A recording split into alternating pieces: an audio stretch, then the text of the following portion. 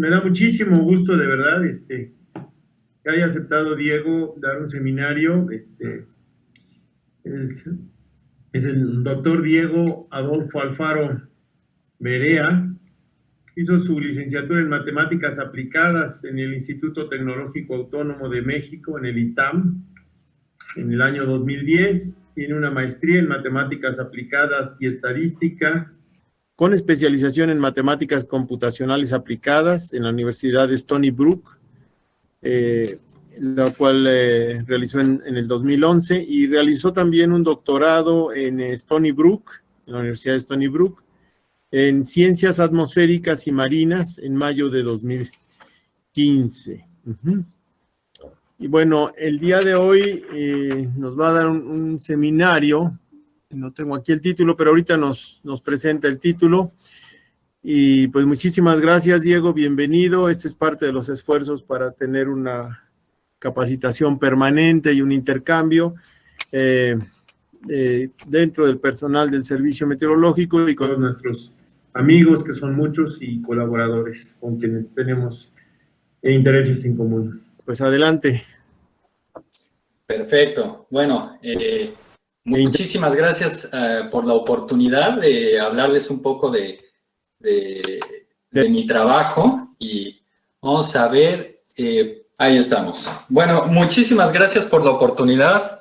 Para mí es un gusto poder hablarles de mi trabajo, y en particular en esta presentación lo que busco es comunicarles algunas de mis ideas en torno al uso de las nuevas tecnologías de análisis de datos, en particular todo lo que es Machine Learning e inteligencia artificial, que está tan en boga. Y el mensaje central que les quiero dar es que estas herramientas no nos van a llevar muy lejos si no somos ingeniosos y si no aplicamos conocimiento especializado. Especializado en este sentido en ciencias atmosféricas, todo lo que es meteorología y ciencias climáticas. Y la razón por la que he estado interesado en estos temas es porque estoy en proceso de fundar una organización que se llama Climatics. Aquí abajo pueden ver el logotipo.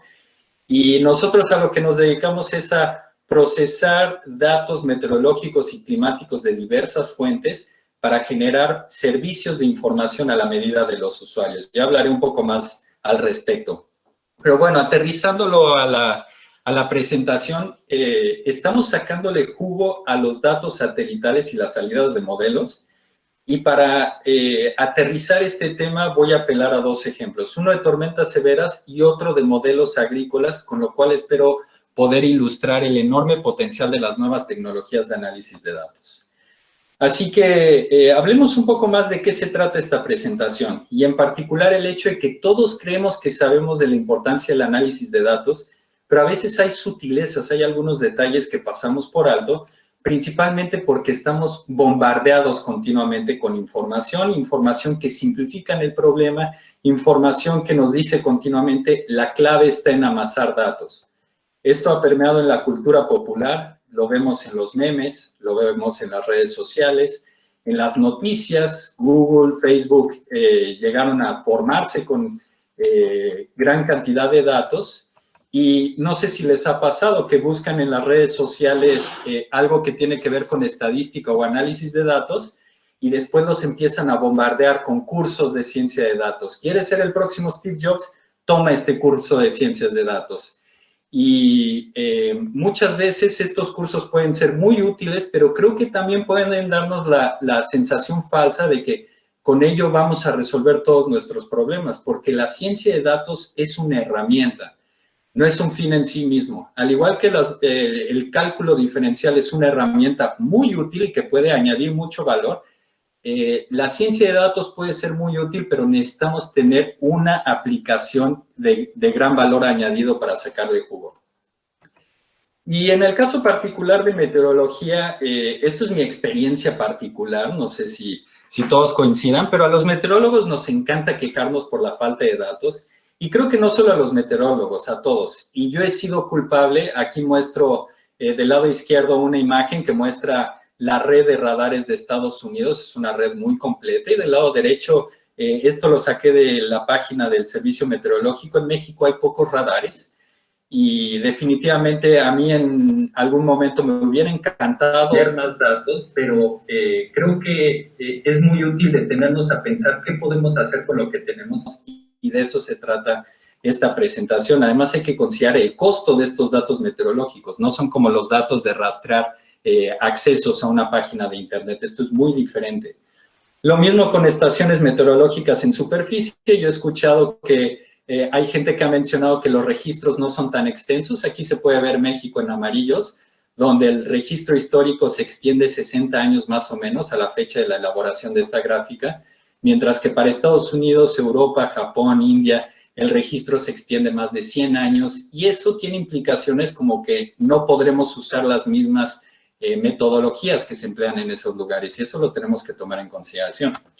Y por otro lado, también he escuchado por ahí que la red de sondeos meteorológicos no es tan extensa, no se lanzan los sondeos con la frecuencia que deberían. Yo no estoy al tanto de este problema, pero creo que hay una sensación continua de faltan datos, necesitamos más datos. Considerando estos datos que requieren mucha infraestructura y que cuestan bastante, es común llegar con la persona que maneja el presupuesto y decirle, oye, financia mi proyecto, y que nos digan, me encantaría ayudarte, pero no tengo un árbol para cosechar dinero, está agotado ese producto y tengo restricciones presupuestales donde no está contemplado tu proyecto. Si tuviera más dinero lo haría, pero por ahora no puedo.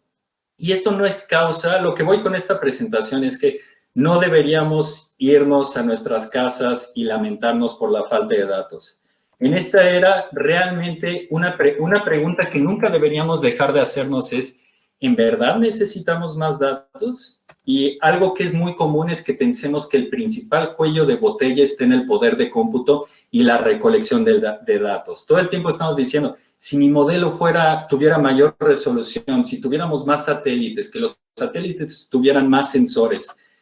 Y cuando estaba en el doctorado, un investigador dijo algo que me marcó hasta hoy en día.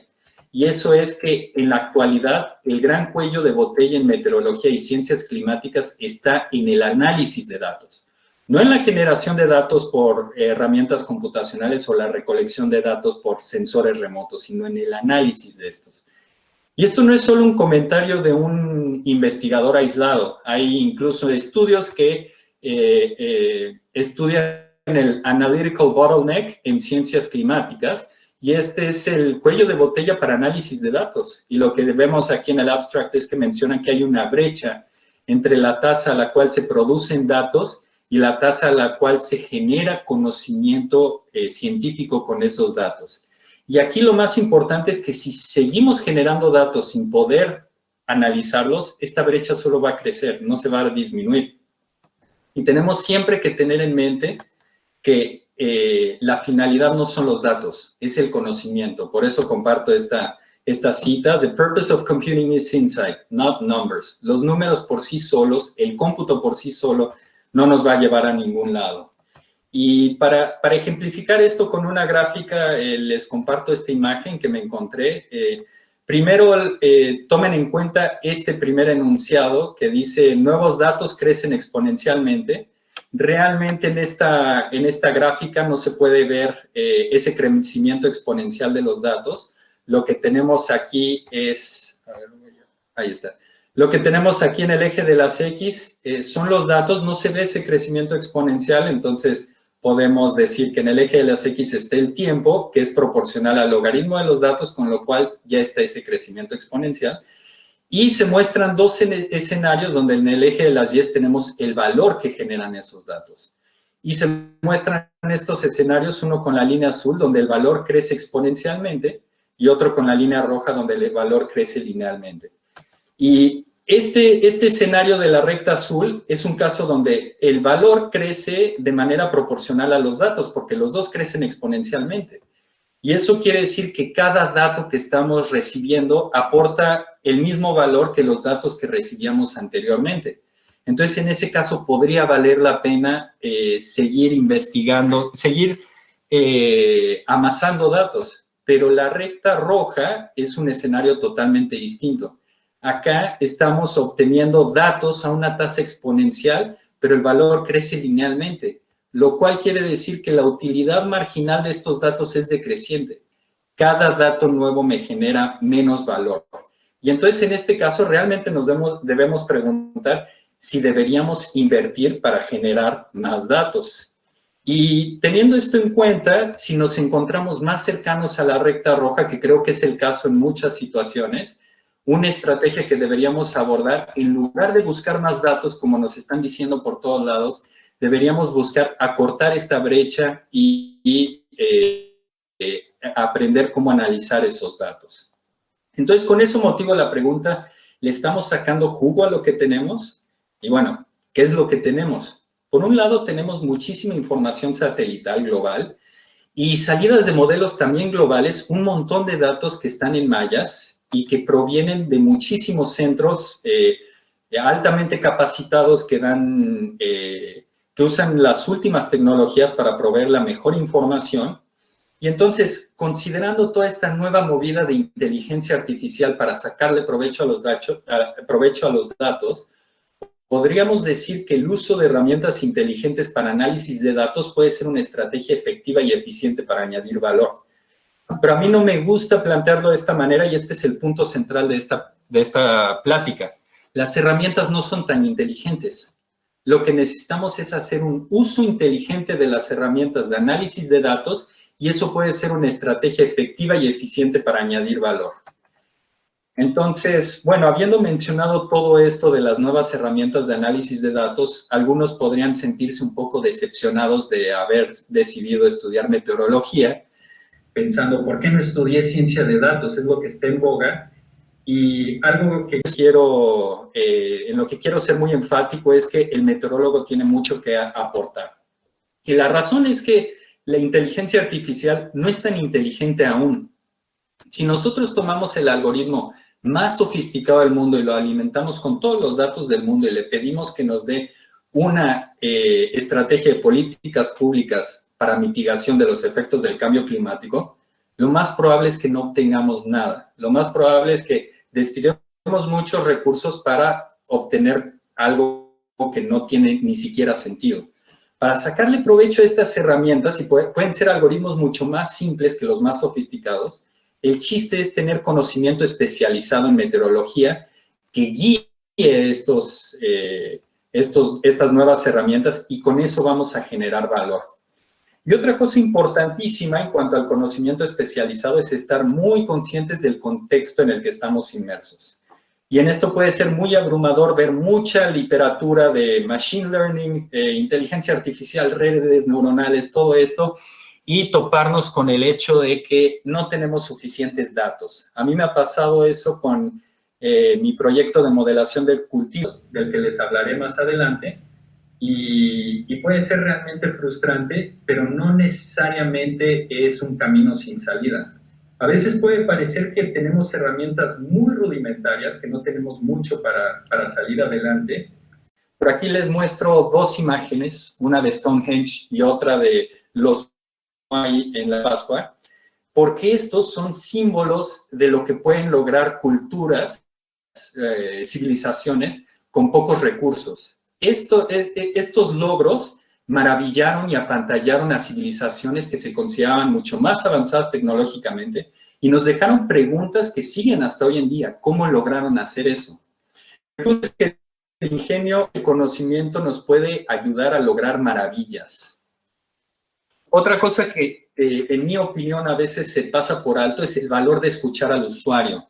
Podemos tener una máquina muy sofisticada, como esta maquinita que está aquí, un programa muy sofisticado al que alimentamos muchísimos datos, y de eso podemos obtener información que para nosotros pinte todo lo que se necesite saber sobre el problema puede estar resumido en esa gráfica. Pero puede que no sea útil para el usuario final. Si es un agricultor, tal vez esta no es la mejor manera de presentarlo. Y dado que la finalidad es generar valor, tenemos que escuchar al usuario porque eso va a ser importante para crear esta maquinita. Y para concluir esta breve introducción, en mi opinión, el meteorólogo que sabe de ciencias de datos es la persona ideal para sacarle jugo a toda la información satelital y de salidas de modelos que tenemos a nuestra disposición. no un científico de datos aislado. El científico de datos nos puede guiar, podemos colaborar con él, pero es fundamental aplicar nuestro conocimiento especializado. Y yo en particular pienso que queda mucho jugo que sacar, así que no tenemos que esperar a que salga el nuevo modelo con mayor resolución o el nuevo satélite. Hoy en día podemos sacar mucho valor. Así que empecemos con el primer ejemplo de tormentas severas y el poder especializado. Y vamos a ver cómo se puede aplicar el ingenio para crear una métrica a partir del uso de análisis de datos. Entonces, el fenómeno de interés son sistemas convectivos de mesoescala, como el que se muestra aquí con esta reflectividad de radar. Esto lo voy a enfocar en Estados Unidos por su red de radares, pero algún estudio similar con algo de ingenio se podría hacer en México. Y aquí lo que se puede ver es una región bastante extensa con precipitación contigua. Eso define en cierta medida los sistemas convectivos de mesoescala. Y aquí me voy a enfocar en sistemas lineales. Miren estas altas reflectividades en una línea, eso me refiero con sistemas lineales. Y una característica importantísima de estos sistemas es que pueden persistir durante muchas horas y propagarse abarcando diversos estados, como se puede ver acá. Esta es una sobreposición de imágenes de reflectividad de radar durante 18 horas y se muestra que el sistema avanzó 700 millas y de hecho siguió avanzando. Y ustedes que están conscientes de todo lo que es generar servicios de alertas para el público, aquí una pregunta muy importante es, ¿cuándo emitimos una alerta para los poblados que están en el camino de la tormenta? Y aquí uno se enfrenta al problema de Pedro y el lobo. Si emitimos alerta cada vez que hay una de estas tormentas, la población va a dejar de confiar en nosotros. Por otro lado, queremos proteger a la población, entonces queremos emitir alertas. Entonces es un problema donde quisiéramos realmente saber cuándo se va a disipar el sistema. Y en este sentido es muy interesante que estas tormentas, por lo menos por lo que sabemos de simulaciones numéricas, pueden persistir indefinidamente. Para que se disipen es necesario que cambien las condiciones ambientales. Y justo eso es lo que podríamos querer saber. ¿Cuáles son los indicadores de cambio del ambiente frente a la tormenta que nos puede ayudar a determinar si va a persistir o se va a disipar?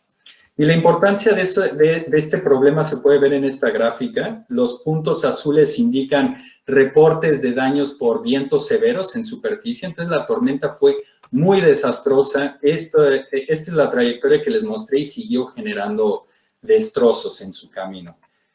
Así que la pregunta es, ¿qué causa la disipación de un sistema convectivo de mesoescala? ¿Qué cambio en las condiciones ambientales causa esto? Entonces, vamos a aplicar nuestro conocimiento especializado. Sabiendo que son sistemas lineales, podemos darnos una buena idea de su estructura y cómo se comportan por ver un plano transversal perpendicular a la línea de convección profunda. Y lo que encontramos es algo similar a esto.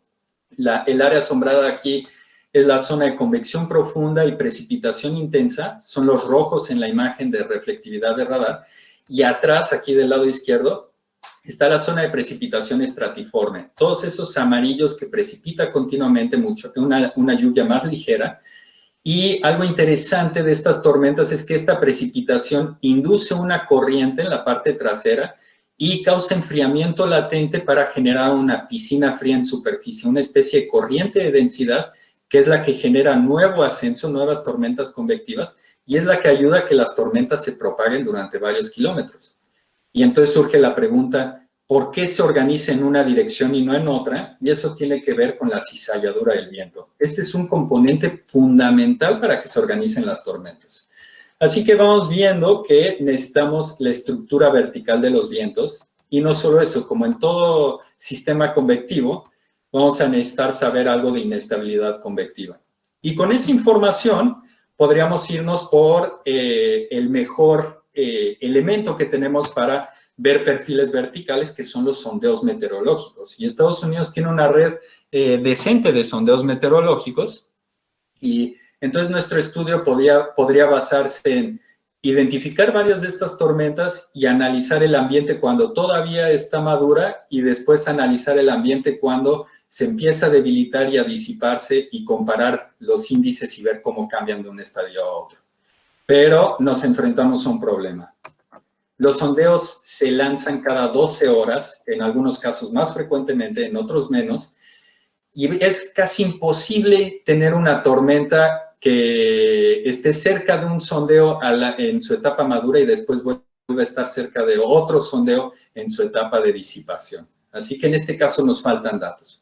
Y algunos de ustedes podrían decir, bueno, usen datos del RAP, del Rapid Refresh, es bastante robusto, pero tal vez para esta aplicación no son buenos estos datos. De hecho, sí sirven, después voy a mostrar una aplicación donde los use, pero supongan por el momento que no los queremos usar. Y hay razones válidas.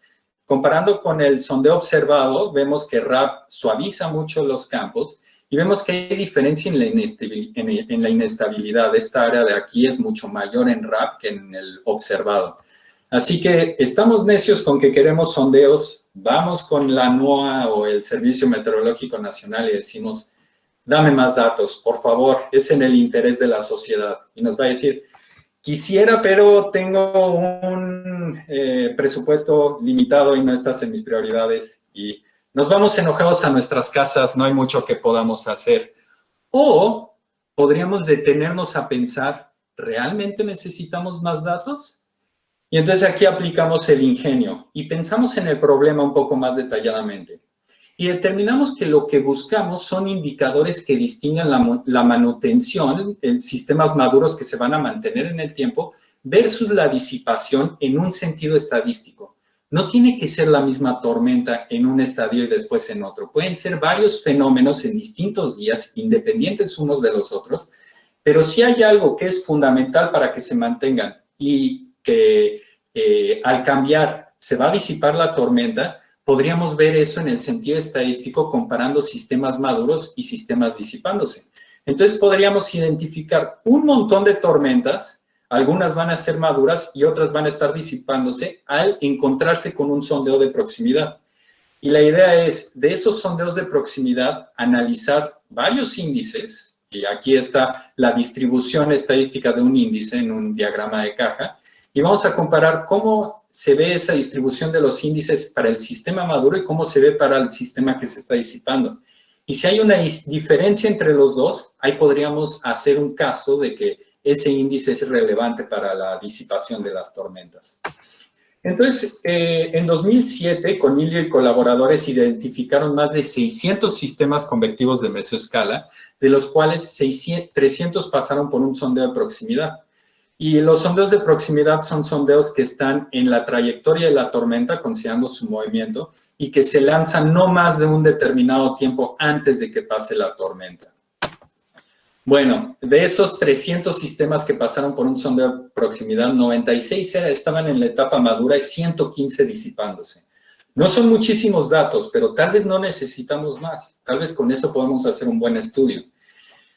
Y viendo estas dos categorías, alguien que con algo de experiencia en estadística podría pensar, bueno, este es un problema de clasificación binaria. Queremos distinguir entre dos categorías. Una categoría le llamamos 0, que es el de sistemas maduros, y la otra le llamamos 1. Y para esto es muy útil la regresión logística. Ahora, en esta sección les voy a mostrar varias herramientas de análisis de datos que se usaron para este estudio. Y el punto no es que entiendan todo, el punto es darles una perspectiva de todo lo que tenemos a nuestra disposición y que deberíamos estar conscientes de su existencia. No necesariamente ser el mega experto, pero saber que existen. Entonces, una herramienta muy útil es una regresión logística, que en cierto sentido es equivalente al problema a una regresión lineal, nada más que hay que hacer una transformación. Aquí se puede ver una combinación lineal de las X. Las X son los índices ambientales que voy a considerar y el problema de la regresión logística es determinar estas Bs de tal manera que se separen en esta dirección, este eje de las X, que se separen los puntos rojos y los azules queden más del lado derecho, los rojos más del lado izquierdo, y que se ajuste una curva como esta. Y esa curva lo que me va a decir es, dado que yo observé esta combinación lineal de los índices por acá, le meto ese dato en la curva y me da una probabilidad, un valor entre 0 y 1, de que esté en la categoría 1 o que esté en la categoría 0. Puede ser muy alto de que esté en la categoría 0 si mi índice me da un valor por acá y hay probabilidades intermedias. Y lo bueno de este índice es que es muy fácil de elaborar el estudio y además el índice nos da información probabilística, nos dice qué tan seguros estamos de nuestra evaluación. Así que vamos a aplicar regresión logística, pero luego, ¿cuáles son las X que consideramos? ¿Qué variables vamos a contemplar? Y en este estudio consideraron cientos de variables. Entonces aquí consideraron gradiente térmico en distintas zonas, cizalladura entre distintas capas, humedad en distintas capas. Y algunos de ustedes ya habrán visto el problema entre considerar cientos de variables cuando solo tenemos 200 sistemas, 100 para cada una de las categorías. El problema es que corremos el riesgo de sobreajustar, de tener una relación perfecta entre las variables y el fenómeno, pero que no es físico, que realmente estamos ajustando ruido al fenómeno de interés. Y para evitar eso, en este estudio se vieron muy ingeniosos y dijeron, vamos a empezar filtrando las variables. Y vamos a elegir las variables con mayor capacidad para distinguir entre las dos categorías. Otra vez, no importan tanto las herramientas, pero que vean todo el ingenio y todo el conocimiento que se debe tener para abordar este problema. Entonces, ¿qué podemos usar para ver qué variables distinguen entre estas dos categorías mejor? Podríamos asumir que las variables se distribuyen como una normal y hacer una prueba de hipótesis con una t-de-student, pero no hay ninguna razón para esperar que las variables sean normales y son cientos de variables, entonces es un problema complejo con el cual nos vendría muy bien una prueba estadística no paramétrica. Y eso se hizo con una prueba llamada Mann-Whitney, que es muy sencillo lo que hace esta prueba. Intuitivamente lo que se hace es, se toma una variable, esto se hace variable por variable. Se ordenan los casos por el valor de esa variable, el mayor valor, el segundo mayor, el tercero mayor, y se mantiene un registro de la categoría. La categoría aquí roja es el 0 y la categoría azul es 1. Estos son sistemas maduros y estos son sistemas disipándose. Y un caso de una variable que distingue perfectamente los sistemas es una donde quedan arriba todos los rojos y abajo todos los azules. Una variable efectiva se vería así, no es perfecta, pero casi todos los rojos están arriba, los azules casi todos están abajo, y una variable sin habilidad diagnóstica se vería así. Y esta es la hipótesis nula, que no hay relación entre las dos, y es muy fácil realizar estos estudios, pero tenemos que estar conscientes de cómo funcionan y cuándo aplicarlos. Este es un excelente caso para aplicarlos. Entonces, se rankearon las variables por su habilidad para separar los sistemas, pero seguimos teniendo cientos de variables. ¿Cómo filtramos algunas? Y ahí viene otra herramienta de análisis de datos. Usaron un análisis discriminante lineal, y aquí esto está nada más para ilustrar este análisis discriminante lineal. Se ven los puntos azules y los puntos rojos, y están en un plano porque estamos considerando aquí solo dos variables y queremos encontrar la línea, la recta, que separa las dos categorías. De un lado de la recta una categoría, rojos acá, y del otro lado de la recta otra categoría. Y bueno, en este caso vemos este escenario que no los separa perfectamente, y aquí un escenario donde se encuentra la solución óptima. Y lo que hicieron en este estudio fue añadir variables uno por uno, hasta que ya no añadieran mucho valor para, ya no catalogaran más sistemas o un número determinado de sistemas adicionales correctamente, y con ese criterio eligieron 4 variables y se obtuvo un índice que cataloga correctamente 80% de estos sistemas, y este es un índice con capacidad de pronósticos, se ha utilizado, ha sido bastante efectivo, y lo único que se requirió fue el uso ingenioso de estas herramientas. No se necesitaron más datos. Bueno, este estudio fue muy ingenioso, se aplicó conocimiento especializado, pero lo pudo haber hecho alguien que sabe mucho ciencia de datos. Y ahora les voy a mostrar cómo no hay sustituto para el conocimiento especializado. Entonces, regresamos a nuestras tormentas y vemos que como las tormentas se propagan, hay una capa bastante profunda de vientos que ingresa a la tormenta. Y eso debería afectar algunas cosas. Entonces, simulaciones numéricas muestran, estas son trayectorias de parcelas, algunas originándose a 300 metros, 1.800 metros, hasta 4.800, y lo que muestra es que todas las trayectorias pasan por la zona convectiva profunda. Esto era de esperarse por conservación de masa. Entonces, bajo esta forma de convección, donde se elevan capas profundas, no será muy útil considerar nada más la parcela de la superficie que asciende y se mezcla con aire de alrededor. Tenemos que considerar las piscinas frías que se propagan con respecto a capas profundas, alzan mucho aire y entonces tenemos que considerar el calentamiento latente por varias parcelas. Entonces podemos construir varias métricas que no fueron contempladas en el estudio de Conilio. Una de ellas es ICAPE, que es la integral vertical de CAPE, pero aquí hay algo muy interesante. La estructura de los vientos va a determinar qué tanto aire inestable va a entrar y qué tanto estable va a entrar a la tormenta. Este es un caso con cizalladura grande y otro con cizalladura pequeña. Y el aire, las flechas grises, corresponden a aire con temperatura potencial equivalente baja, no tienen inestabilidad convectiva y van a diluir la inestabilidad convectiva de las parcelas abajo. Entonces podríamos esperar que el caso con cizalladura grande sea mucho más efectivo para mantener una tormenta y mantenerla severa que el caso de la derecha. Entonces se construye una métrica que es básicamente un promedio ponderado de CAPE, donde los pesos están dados por la velocidad de los vientos, y se considera la dilución por los vientos en altura. Vamos a ponerlo a prueba. Ahora sí, yo no usé nada más sondeos de proximidad, usé sondeos obtenidos de RAP y RUC. Vi la literatura, vi que no son perfectos, pero son lo suficientemente buenos. Consideré muchísimas métricas para mi estudio y entre ellas la logística de Conilio. Y algo interesante acá de considerar estos datos de RUC y RAP es que ya puedo seguir una tormenta desde que es madura hasta que se disipa. Entonces puedo hacer un estudio interesante aplicando estas estadísticas no paramétricas para comparar los nuevos índices, estos dos son casi equivalentes, KPLL, con la gran diversidad de índices que han sido utilizados tradicionalmente. ¿Y qué es lo que encontramos? No voy a entrar a muchos detalles, pero esto es, digamos que es la calificación de nuestros índices. Estos son índices termodinámicos arriba, abajo tenemos índices cinemáticos, y de los índices termodinámicos lo que vemos es que nuestro KPLL, nuestro KP de ascenso por capas que definimos teóricamente, supera a todos los índices anteriores, incluso todos los cinemáticos que han sido los de mayor interés, en los que se ha puesto mayor énfasis para estas tormentas.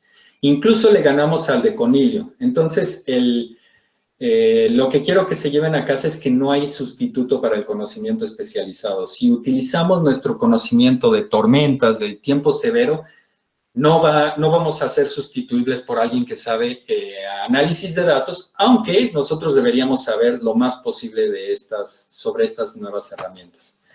Bueno, pasemos al segundo ejemplo. El segundo ejemplo es un caso de crear productos de meteorología a la medida, en particular modelación de cultivos, algo para lo que podría parecer en un inicio que en México no hay suficientes datos, pero puede que sí podamos hacer algo al respecto.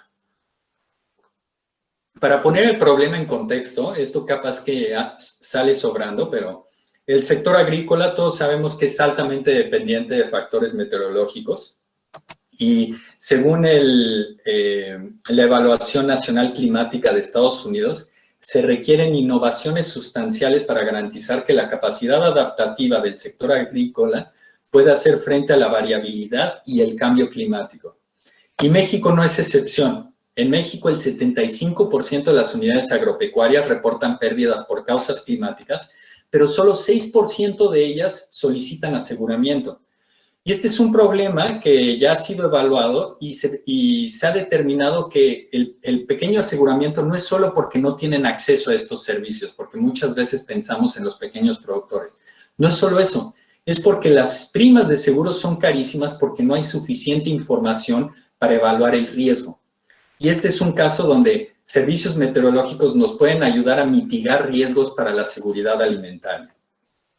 Nuestra propuesta es un proyecto que se llama Siembra, el Sistema de Evaluación, Monitoreo y Visualización de Riesgos Agroclimáticos, que ha sido incorporado al Banco de Proyectos de SN México, es la Red de Soluciones para el Desarrollo Sostenible. Es una iniciativa de la ONU que se puso en marcha para aterrizar el conocimiento científico y tecnológico que está muy concentrado en ciertas empresas grandes y en la academia para que tenga un impacto mayor en la sociedad. Y aquí pueden ver nuestro proyecto en la página de SDSN México. Si quieren más información, luego les puedo pasar un poco más al respecto. Y la razón por la que incorporaron nuestro proyecto es porque era novedoso e incidía, al estar asociado, relacionado con agricultura, incide en varios objetivos de desarrollo sostenible. El fin a la pobreza, hambre cero, innovación, producción responsable, acción por el clima y alianzas para lograr los objetivos. Así que, ¿cuál es el problema específico que vamos a plantear en esta ocasión? ¿Cómo modelar el rendimiento de cultivos? Nosotros propusimos en nuestro proyecto que íbamos a poder modelar los cultivos para generar productos de información a la medida de los usuarios. Los usuarios luego, capaz que les sirve que les digamos, sí, viene una sequía acá, acá no tanto, pero tal vez lo que necesitan realmente es saber cuál va a ser su rendimiento esperado. Entonces, vemos los datos que tenemos a nuestra disposición. Estos son datos del Sistema de Información Agrícola y Pecuaria. Sí, creo que sí, pecuaria. Ya me hice bolas con tantas siglas. Pero el punto es que tienen varias estadísticas a escala municipal para todo el país, pero se extienden los datos del 2003 al 2019. Y la pregunta es, ¿será eso suficiente considerando la gran diversidad climática que hay en México? La gran diversidad de suelos, tipos de suelo, todo esto afecta a la producción agrícola.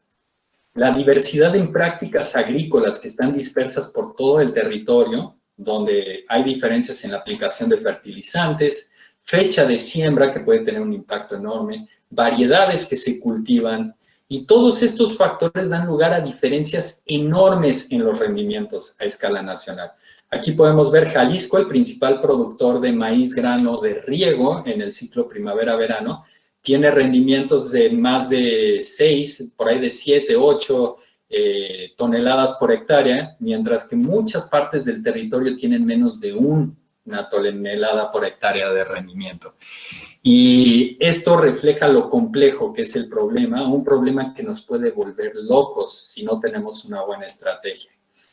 Entonces, tal vez en la desesperación decidimos atacarlo frontalmente. Yo no creo que sea la solución. Se ha hecho, hay un estudio que se hizo recientemente.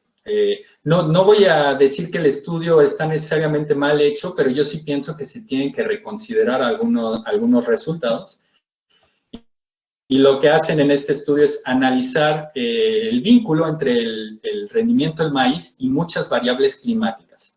Usaron datos a escala municipal en muchos estados, en algunos estados, y construyeron modelos lineales a partir de los cuales encontraron que la temperatura es el factor más influyente en los rendimientos en cultivos de riego, de temporal, perdón. Y ahí nos deberíamos detener a pensar, en cultivos de temporal la temperatura es el principal factor y la precipitación es la más importante para cultivos de riego, irrigados.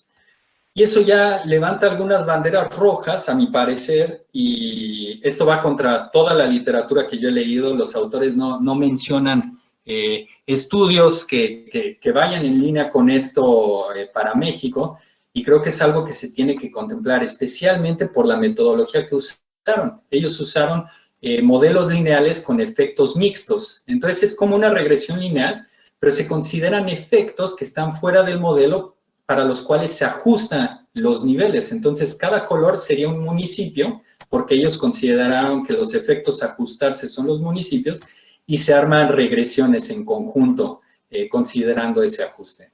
Y aquí está el resultado que, a mi parecer, es técnicamente preocupante. Encontraron que el coeficiente de determinación considerado en estos efectos por municipio es altísimo. Explicaron más del 70% de la varianza. Pero si sacaban estos efectos del nivel, no se explica casi nada de la varianza. Sus modelos no ayudan a explicar nada. Entonces, algo interesante es que yo corrí un caso donde mantuve constantes los rendimientos de maíz durante 15 años y el valor al que estaban constantes, al que estaban fijos en cada municipio, era el promedio durante esos 15 años. y corrí mi R cuadrada como esta entre mi modelo de rendimientos estáticos sin variaciones por efectos climáticos y los datos del CIAP. Y lo que encontré es una R cuadrada muy similar a esto, lo cual quiere decir que es muy probable que la habilidad de su modelo radique en el ajuste municipal. Miren esta variación por municipios. Pues eso es lo que está contemplando el modelo, es lo que yo creo. Y hay otro problema, que es que consideran datos anuales, mientras que la fecha de siembra es muy importante y puede dar lugar a diferencias importantes, porque no es lo mismo un año en el que crece durante la primera, donde llueve mucho en los primeros días de la temporada de lluvias, versus uno donde llueve posteriormente. En particular, para la agricultura no es lo mismo. Así que no digo que esté mal el estudio, pero creo que es un tema que no está cerrado totalmente. Y bueno, habiendo mencionado eso, que se ha hecho algo, se ha atacado frontalmente, pero nosotros no pensamos que sea la estrategia, ¿qué podemos hacer? Y ahí usamos el poder de los metamodelos. Y entonces nuestros simuladores siembra no usan los datos del CIAP para entrenarlos. Los usamos, estas observaciones del CIAP las usamos para validar, para hacer la validación. Y lo que nos queda es usar modelos biofísicos. Estos modelos biofísicos son programas de cómputo muy sofisticados que consideran la información del suelo, variables meteorológicas, la transforman con muchos pasos de cómputo y nos arrojan una simulación del cultivo. Y con eso podemos obtener rendimientos. Y a mí me encantaría usar estos modelos porque han mostrado ser muy efectivos. En Europa, aquí se ve en esta gráfica, alcanzan correlaciones de más del 0.6. Y eso es una habilidad predictiva, diagnóstica, muy grande y muy deseable. El problema es que requieren mucho poder de cómputo y poder de cómputo que yo no tengo. Entonces, la pregunta es, ¿qué puedo hacer? Necesito más datos. Y mientras yo estaba pensando, necesito más datos, me topé con AGMIP, que ellos, entre otras cosas, se encargan de organizar campañas de modelación entre distintos grupos usando distintos modelos, comparan los resultados y hacen las comparaciones para corregir sesgos, hacer validaciones de los modelos, y toda esta información la tienen disponible para el público. Aquí se pueden ver resultados de distintos modelos, EPIC, GEPIC, LPJGS, LPJML, con resultados muy distintos. En algunos casos no se hace calibración a nivel nacional, por eso se puede ver tan diferente, pero es información de modelos que han sido validados y que son bastante efectivos, solo hay que saber usarlos. Entonces, esta información es oro. Entonces, en lugar de simplemente usar modelos biofísicos, lo que podemos hacer es usar estos modelos biofísicos para entrenar un metamodelo con inteligencia artificial. Y para esto voy a seguir la metodología de Folbert y colaboradores del 2019. ¿En qué consiste? ¿Qué es un metamodelo? Entonces, básicamente tenemos los datos de AGMIP, tenemos la información meteorológica, tenemos datos del suelo de diversas fuentes, y de los datos de AGMIP tenemos los rendimientos de los cultivos. Entonces podemos meter eso como entrada para un procedimiento de inteligencia artificial para entrenar un árbol de decisión. No voy a entrar en detalles sobre esto, el chiste es que sepan que existen estas herramientas, y el chiste es que este árbol de decisión pueda replicar el modelo de tal manera que si yo le arrojo a mi árbol de decisión, que es el resultado de este proceso de entrenamiento, le arrojo los datos de entrada, me va a dar un rendimiento similar al que arrojan los modelos biofísicos. Entreno un modelo para replicar otro modelo y así no tengo que hacer todo el cómputo. Definitivamente no va a ser perfecto, pero tal vez es lo mejor que tenemos. El resultado de este entrenamiento de mi árbol de decisión es un metamodelo, que es como la maquinita que habíamos visto antes, a la cual le alimentamos variables del tipo de suelo, variables meteorológicas, y obtenemos datos sobre el rendimiento de cultivos. Vamos a la validación de los metamodelos. Aquí contemplo dos metamodelos, LPJML y GEPIC. En el eje de las Y's tenemos el metamodelo, el resultado del metamodelo en rendimiento. Estas son toneladas por hectárea. Y en el eje de las X tenemos el modelo biofísico y estos son diagramas de dispersión hexagonal.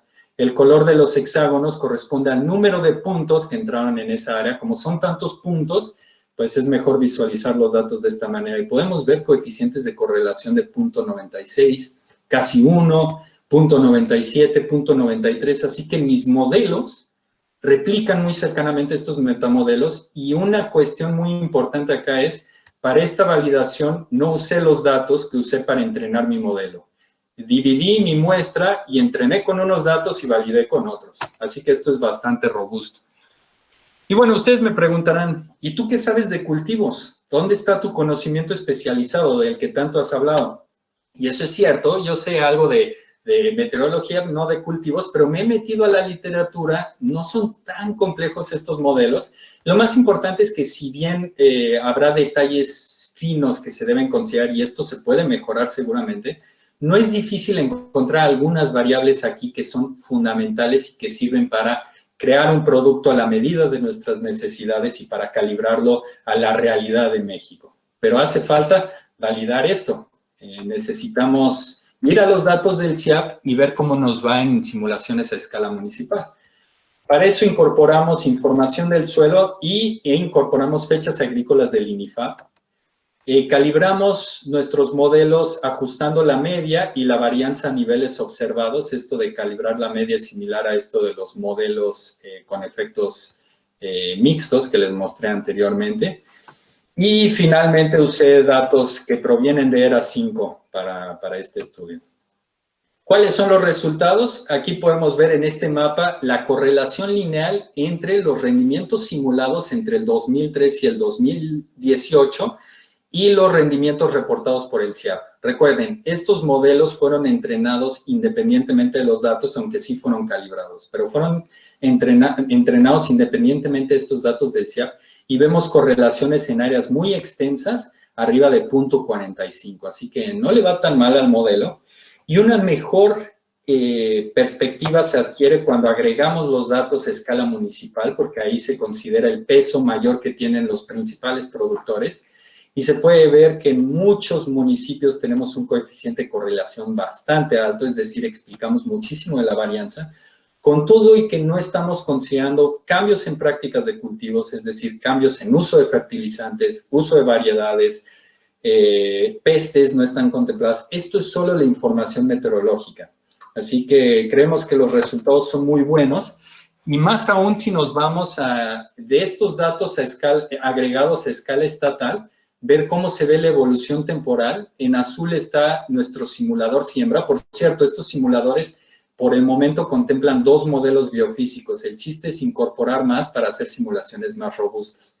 Entonces, 2 metamodelos, esto es lo que me dan en Jalisco, Estado de México, los 6 principales productores que producen, creo que 2/3 del maíz de riego de temporal en México. Los resultados se ven bastante bien, bastante prometedores, y lo importante es que esta métrica NSE, el Nash-Sutcliffe Efficiency, es en todos los casos mayor que 0 y bastante por arriba de 0, considerando que el valor máximo es de 1. Esto lo que nos dice, evalúa qué tan bueno es el modelo contra la media. Queremos modelos que superen a la media en su capacidad diagnóstica, porque entonces serán útiles para cuestiones prácticas. Y bueno, siendo mayores que 0, nuestros modelos tienen un buen desempeño. Así que consideramos que nuestra validación fue exitosa. ¿Qué sigue? Bueno, lo que sigue es crear los monitores siembra. Este es un problemón donde tenemos que ser muy ingeniosos para usar los datos que tenemos para identificar y monitorear cultivos con información satelital. El problema que mencioné anteriormente es que no hay suficientes datos in situ, o por lo menos yo no he llegado a ellos, sobre el desarrollo de los cultivos, así que estamos siendo muy estratégicos para crear nuestros datos. Ahí vamos con eso. Otro es acoplar nuestros simuladores a pronósticos estacionales. Queremos decirle al agricultor, oye, la próxima temporada se ve que viene feo. En este sentido, ustedes sabrán algo sobre las dificultades que tiene trabajar con estos pronósticos estacionales. Por un lado, tienen sesgos importantísimos, y esos sesgos crecen conforme el periodo del pronóstico es más largo, se aleja más del tiempo en el que se realiza el pronóstico. Entonces, aquí esto está ejemplificado por la línea azul, que es el clima observado, La línea roja es el clima de los modelos, de mi modelo para hacer pronósticos. Y vemos que con el tiempo, mientras más adelante llegue mi pronóstico, hay un sesgo para temperaturas frías en mi modelo. Entonces, esto tiene que considerarse para corregir mi pronóstico estacional. De tal manera que si yo tengo estos pronósticos, estas líneas verdes, y nada más veo, las líneas verdes para octubre están abajo de mi clima observado, entonces espero que sea más frío, vamos a estar mal, porque estas líneas verdes tienen que considerarse en relación a esta línea roja y están arriba del clima del modelo, entonces deberían estar arriba. Por cuánto y cómo tienen que ajustarse es un problema que no es trivial y para eso estamos usando un modelo bayesiano de probabilidad conjunta. Regresamos a lo importante que es tener un gran kit de herramientas para análisis de datos. Y lo interesante de esta perspectiva es que contempla la incertidumbre en nuestro estimado de datos. Esta es una función de probabilidad para nuestros parámetros, es la media y la varianza de las variables que están en estas corridas. Y contempla los datos observados. ¿Cuál es la función de probabilidad de mis parámetros, dado que observé ciertos datos en el pasado? Y se ha mostrado que esto puede ser efectivo para dar una distribución bastante real de pronósticos y nos permite hacer pronósticos probabilísticos. Ya les podré contar tal vez en el futuro, por ahora es trabajo en progreso. Y otra cosa importante es reducción de escala. Nuestros modelos para pronósticos estacionales están todos pixeleados, incluso a esta escala que contempla muchísimas superficies, se ve todo pixeleado. Entonces, para usarlo a escala municipal, esta información, necesitamos reducir la escala. Tenemos identificada una metodología, estamos en proceso de implementarla. Y lo interesante de esta estrategia es que se mantiene la correlación de distintas variables en el tiempo. Entonces, bueno, estamos emocionados por eso. Este pronóstico estacional nos va a servir para muchísimas cosas, pero en el corto plazo lo estamos pensando para los simuladores siembra. Y finalmente estamos trabajando en una suite de herramientas para análisis de riesgo costero por ciclones tropicales. Si quieren saber más al respecto, me pueden avisar y lo platicamos después. Para concluir, queda mucho jugo que sacarle a la inmensa cantidad de datos a nuestra disposición, así que no se decepcionen si en algún momento sienten que no tienen suficientes datos. Piensen en el problema, hablen con sus colegas y es muy probable que se pueda hacer algo con lo que tenemos. Para aprovecharlos, los meteorólogos necesitamos ser expertos en análisis de datos, por lo menos estar conscientes de qué hay. Si no sabemos qué hay, no vamos a poder sacarle mucho jugo a los datos. Tenemos que estar informados sobre las posibles fuentes de datos, qué tenemos y qué no tenemos para filtrar la literatura, que puede ser abrumadora. Tenemos que escuchar al usuario para generar valor. Y finalmente, tenemos que ser ingeniosos. Esto es lo más importante. Y con eso termino esta presentación. Les agradezco su atención. Ahí tienen mi contacto, la página de internet.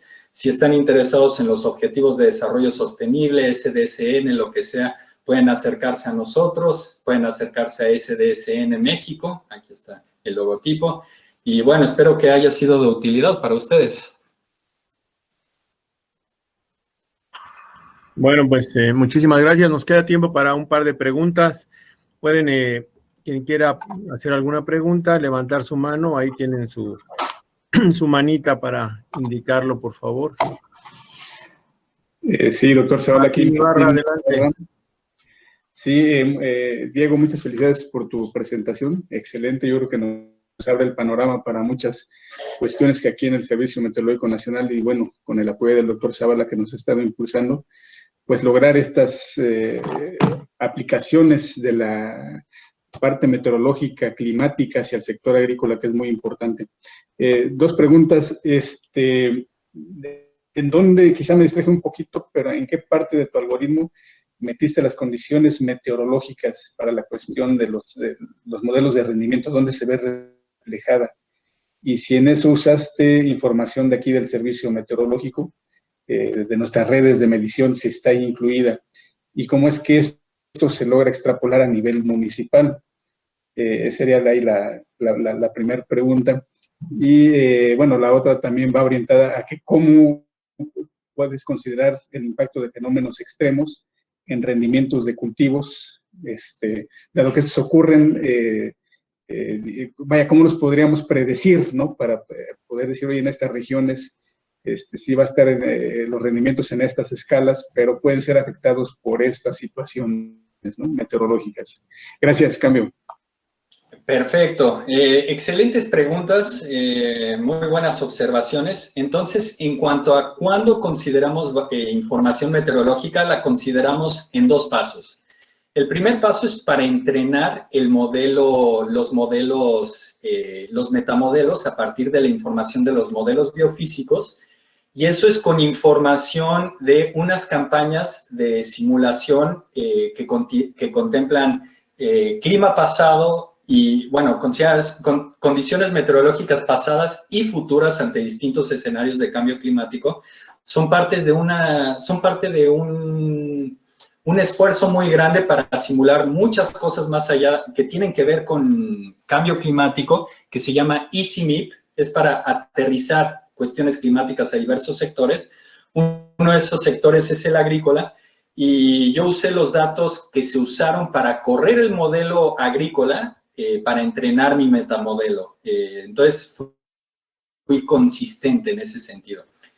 Y entonces, eso es para tener mi metamodelo, para tener la herramienta. Después, para correr esta herramienta y obtener resultados, estoy utilizando los datos de ERA 5. No sé si están. ERA 5 tiene unos datos que ya están, ya ni sé dónde quedó, tiene unos datos que están hechos particularmente para el sector agrícola. Aquí están.